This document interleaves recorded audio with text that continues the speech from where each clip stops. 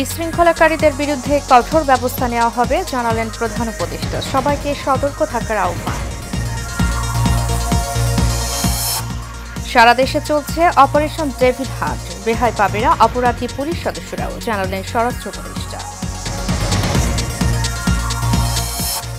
ধানমন্ডি ৩২ নম্বর থেকে হাড়ের আলামত সংগ্রহ সিআইডির। মানুষ নাকি অন্য প্রাণী তা নিশ্চিতে পাঠানো হয়েছে ল্যাবে। এবং কেউ হজে যেতে না পারলে দায়ী এজেন্সির, বললেন ধর্ম উপদেষ্টা। সর্বোচ্চ তদারকি করবে সরকার।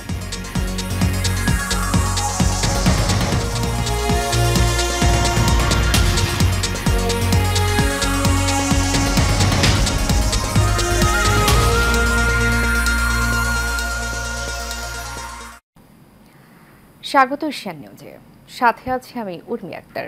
এতক্ষণ শুনছিলেন বিআরবি কেবল ইন্ডাস্ট্রিজ লিমিটেড সংবাদ শিরোনাম। এবারে চলে যাব পুরো খবরে। দেশের যেন কোনো সহিংসতা ও হানাহানি না হয় সেদিকে সজাগ দৃষ্টি রাখতে হবে বলে জানিয়েছেন অন্তর্বর্তী সরকারের প্রধান উপদেষ্টা অধ্যাপক ডক্টর মোহাম্মদ ইউনূস।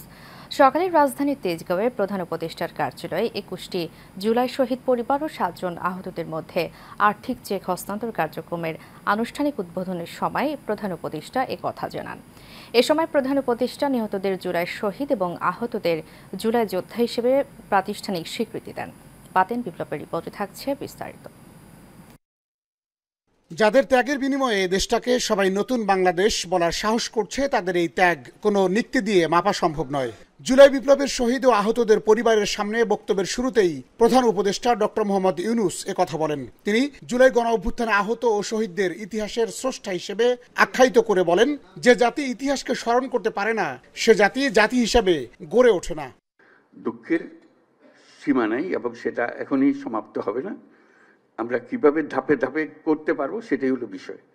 তবে রাষ্ট্র আনুষ্ঠানিকভাবে, আমি শব্দটার উপরে জোর দিচ্ছি, আনুষ্ঠানিকভাবে প্রাতিষ্ঠানিকভাবে আপনাদের দায়িত্ব গ্রহণ করলো। একদিন সেই দায়িত্ব গ্রহণ করে নাই, আমরা মুখে মুখে কথাবার্তা বলতেছিলাম, ব্যক্তি হিসেবে কথা বলতেছিলাম, আজকে সেটা গ্রহণ করলো। শহীদ পরিবার ও আহতদের উদ্দেশ্যে তিনি বলেন, আজ থেকে তারা আনুষ্ঠানিকভাবে সরকারের অংশ হলেন। এটা প্রাতিষ্ঠানিক স্বীকৃতি। এর বাইরেও তাদের দায়িত্ব সমাজের সবাইকে গ্রহণ করার আহ্বান জানান প্রধান উপদেষ্টা। রাস্তা ভুল, যা করেছো মাপ চাও। তোমরা বিচারের কথা বলেছো, অনেক সময় বিচার তো হবে, বিচারের কাজ সরকারের দায়িত্ব বিচার করা। এবং তোমরা তাৎক্ষণিক বিচার চেয়েছো, এখানে অনেকে তাৎক্ষণিক এক্ষুনি বিচার চাই। বিচারের মুশকিল হলো যে তাৎক্ষণিক হয় না এই জিনিস, কারণ তাৎক্ষণিক হতে হলে অবিচার হয়ে যায়। বিচারের মূল জিনিসটা হলো এটা সুবিচার হতে হবে। ডক্টর ইউনূস আরো বলেন, সরকার অবিচারে নামবে না, যারা অপরাধী তাদের আইনের হাতে সোপর্দ করা হবে। তোমরা বলছো যে তার সরকারে আছে, আমি বলছি তোমার গ্রামেও আছে। শুধু সরকারকে দেখি আমি চলে গেলাম, ওই সরকারে আছে, তারা কিছু করতে পারতেছে না। তোমার গ্রামে আছে, তুমি কিছু করতে পারছো? তুমি তো দুঃখ করতে এসছো আজকে। কাজে সেই তেজ আসতে হবে না, এদেরকে জায়গা দেবো না আমরা কোথাও। বৈঠকে মুক্তিযুদ্ধ বিষয়ক মন্ত্রণালয়ের উপদেষ্টা ফারুকী আজম, স্বাস্থ্য উপদেষ্টা নূরজাহান বেগম, তথ্য ও সম্প্রচার উপদেষ্টা নাহিদ ইসলাম ও প্রধান উপদেষ্টার বিশেষ সহকারী ডক্টর মোহাম্মদ সাইদুর রহমান উপস্থিত ছিলেন। বাতেন বিপ্লব, এশিয়ান টেলিভিশন, ঢাকা।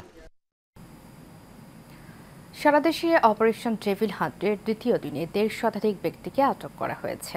এর মধ্যে গাজীপুরে ১০০ জনকে গ্রেপ্তার করা হয়েছে।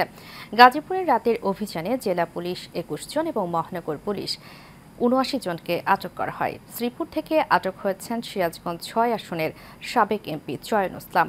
এ নিয়ে ২ দিনে জেলায় আটক করা হয়েছে ১৮২ জনকে। এছাড়া দেশের বিভিন্ন জেলায় আরও অন্তত ১১১ জনকে আটক করেছে যৌথ বাহিনী। এর মধ্যে রংপুরে গ্রেপ্তার করা হয় ৩০ জনকে। এছাড়া ভোলায় ১৪ জন, খাগড়াছড়িতে ১০, রাজশাহী মহানগরীতে ৪, চুয়াডাঙ্গায় ৩ এবং হবিগঞ্জে ২ জনকে আটক করা হয়েছে। দেশে আপনার অপারেশন ডেভিল হান্ট চলছে, সেই ধারাবাহিকতায় আমাদের এখানে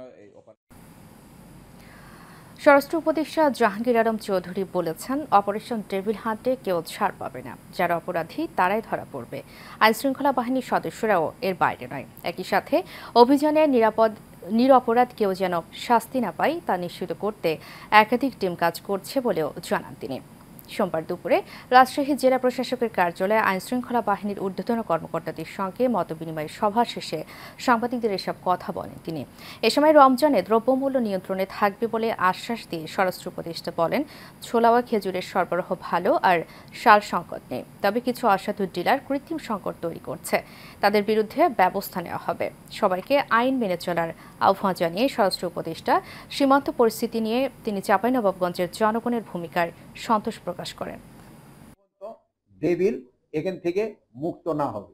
রমজানের সময় জিনিসপত্রের দাম যেন সহনীয় পর্যায়ে থাকে, যেন সবাই চেষ্টা করে। এই জন্য কিন্তু আপনারা একটা মুখ্য ভূমিকা পালন করতে পারেন। এখানে কোথাও কোনো রকমের সমস্যা বা হলে আপনারা যদি আগে আগে জানাই দেন, এই আমাদের এখানে যারা আছেন সরকারি কর্মচারী তারা কিন্তু প্রপার অ্যাকশনটা নিতে পারবে। আর আমি আশা করছি যে এবার জিনিসপত্রের দাম সহনীয় পর্যায়ে থাকবে, যেহেতু আমাদের ইম্পোর্ট খুবই ভালো।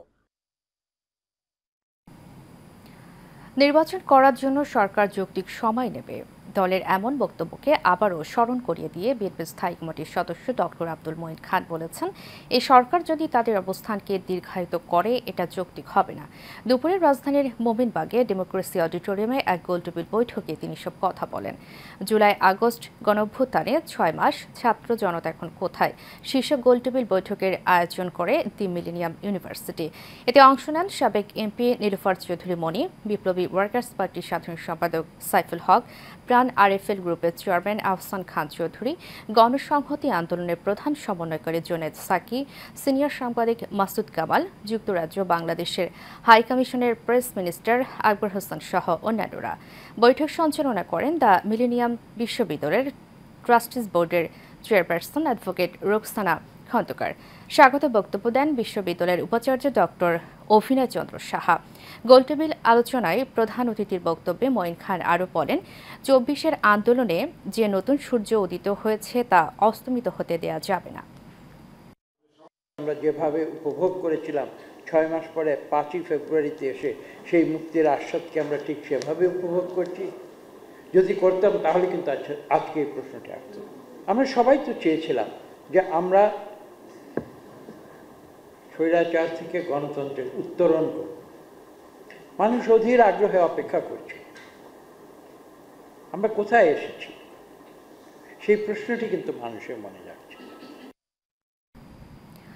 ধানমন্ডির 32 নম্বরে শেখ মুজিবুর রহমানের ভাঙা বাড়িতে হাড়গোড় পাওয়া গেছে, তবে এগুলো মানুষের নাকি অন্য কোনো প্রাণীর তা ল্যাবে পরীক্ষা করে দেখবে পুলিশের অপরাধ তদন্ত বিভাগ সিআইডি।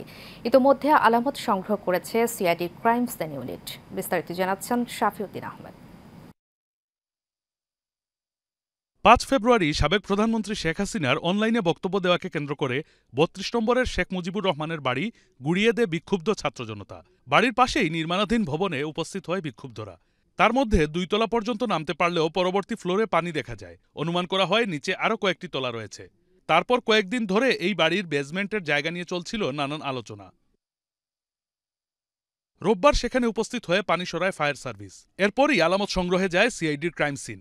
এ সময় সেখানে বেশ কিছু হাড়গোড় পায় পুলিশের অপরাধ তদন্ত বিভাগ। মাথা সব চুল সব কিছু পাইছে ওইখানে। তারপর অনেক জুতা, তারপর এই যে অনেক স্কুল ড্রেস পাওয়া গেছে এখানে। এটা দেখছি মানুষ ছাড়া আর কেনে কইবে পারে, গরুরও হইব না, কুত্তরও হইব না, শুধু মানুষ চুলও পাওয়া গেছে, বডিও পাওয়া গেছে। তো এখানে হাড়গোড় যেহেতু আছে, আর যেহেতু মানুষ আয়নাগর বলতেছে, একটা বাংলার প্রবাদ আছে, যার রটে তা কিছুটা হইলেও ঘটে। তবে বেসমেন্টে পাওয়া এসব হাড় মানুষের নাকি অন্য কোনো প্রাণীর সে সম্পর্কে তাৎক্ষণিক কোনো ধারণা না পাওয়ায় পরীক্ষা নিরীক্ষার জন্য নিয়ে যায় ক্রাইম সিন টিম। আমরা যা আলামত পাচ্ছি, সন্দেহজনক যা আলামত পাচ্ছি তা কালেকশন করতেছি, এবং সেগুলো কালেকশন করার পরে আমরা বুঝতে পারবো এই এভিডেন্সগুলা কিসের। এখনো আমরা সিদ্ধান্ত গ্রহণ করতে পারিনি। সিআইডির ফরেন্সিক ল্যাবে পরীক্ষা শেষে এসব হাড়গোড়ের বিষয়ে তথ্য নিশ্চিত করা হবে বলে জানিয়েছেন তদন্ত সংশ্লিষ্টরা। শাফিউদ্দিন আহমদ, এশিয়ান টেলিভিশন, ঢাকা। অবহেলার কারণে কোনো যাত্রী হজে যেতে না পারলে হজ এজেন্সিকে সেই দায় নিতে হবে বলে জানিয়েছেন ধর্ম বিষয়ক উপদেষ্টা ডক্টর আফম খালিদ হোসেন। দুপুরে সচিবালয়ে 2025 সালের হজ ব্যবস্থাপনার অগ্রগতি নিয়ে এক ব্রিফিংয়ে এমনটা জানান তিনি। ধর্ম উপদেষ্টা বলেন, সৌদি সরকারের পক্ষ থেকে মিনা ও আরাফায় তাঁবু এবং ক্যাটারিং সার্ভিস ছাড়াও বাকি বাড়ি ও হোটেল কর্তৃপক্ষ, পরিবহন প্রতিষ্ঠান, ক্যাটারিং সেবাদানকারীর মতো হজ সেবাদানকারী প্রতিষ্ঠানের সঙ্গে 14 ফেব্রুয়ারির মধ্যে চুক্তি সম্পাদনে কড়া নির্দেশনা দেওয়া হয়েছে। এ সময় আর বাড়ানো হবে না। 70টি লিডিং এজেন্সির মধ্যে এখন পর্যন্ত 38টির চুক্তি সম্পাদনের কাজে অগ্রগতি আছে, বাকিগুলো পিছিয়ে আছে। ডক্টর আফম খালিদ হোসেন বলেন, এজেন্সির অবহেলার কারণে কোনো হজযাত্রী হজ করতে না পারলে সে দায় এজেন্সিগুলোকে নিতে হবে। ধর্ম বিষয়ক মন্ত্রণালয় বা সৌদি সরকার সে দায় নেবে না। কর্তৃপক্ষের সাথে চুক্তি, 3 পরিবহন কোম্পানির সাথে চুক্তি, 4 ক্যাটারিং নিতে আগ্রহী হলে ক্যাটারিং সেবাদানকারী কোম্পানির সাথে চুক্তিগুলো সম্পাদন করবেন। এজেন্সির অবহেলা বা গাফিলতির কারণে কোনো হজ যাত্রী, নিবন্ধিত হজ যাত্রী হজ করতে না পারলে সে দায় সংশ্লিষ্ট এজেন্সিকে নিতে হবে। এই দায় কোনোভাবে সৌদি সরকার কিংবা বাংলাদেশের ধর্ম বিষয়ক মন্ত্রণালয় বহন করবে না। রাজধানীর ধানমন্ডি ও মোহাম্মদপুরে দুটি ডাকাতির ঘটনায় মতিঝিল থানার 9 নম্বর ওয়ার্ড যুবলীগ নেতা বেলাল জাকলাদার সহ 12 জনকে গ্রেফতার করা হয়েছে। ঢাকার আশেপাশের এলাকায় অভিযান চালিয়ে তাদের গ্রেফতার করা হয়। সোমবার ডিএমপির মিডিয়া সেন্টারে আয়োজিত সংবাদ সম্মেলনে রমনা বিভাগের উপকমিশনার মাসুদ আলম জানান, গত 3 জানুয়ারি ধানমন্ডির আড্ডা রেস্টুরেন্টের সামনে গোয়েন্দা পুলিশ পরিচয়ে একটি ভোজ্য তেলের ট্রাক ডাকাতি করা হয়। ওই মামলার তদন্তে জানা যায়, একই কায়দায় 22 জানুয়ারি মোহাম্মদপুর থেকেও একটি তেলের ট্রাক ডাকাতি করা হয়। দুটি ট্রাক থেকে 22,000 লিটার তেল ডাকাতি হয়। পরে মুন্সিগঞ্জ থেকে পরিত্যক্ত অবস্থায় উদ্ধার করা হয় ট্রাক দুটি। এরপর ডিএমপির অভিযান চালিয়ে গ্রেফতার করে 12 জনকে। মাইক্রো আছে, এটাতে করে এই একই স্টাইলে একই কায়দায় বিভিন্নভাবে এরা ডাকাতি করে, ছিনতাই করে। এরা ছিনতাইয়ের একটা বড় চক্র। পরবর্তীতে যখন আমরা তৌহিদ বা জাকিরকে ধরতে পারি, তখন এই জাকিরের সূত্র ধরে আমরা এদের টিমের অন্যান্য যারা সদস্য সবাইকে এক এক করে আমরা এই গত 2 দিনে আমরা ধরেছি। নিচ্ছি বিআরবি কেবল ইন্ডাস্ট্রিজ লিমিটেড আরও একটি সংবাদ বিরতি। ফিরে এসে অন্যান্য খবরের সাথে আরও যা থাকছে। স্প্যানিশ লা লিগায় সেভিয়াকে 4-1 গোলে হারিয়েছে বার্সেলোনা।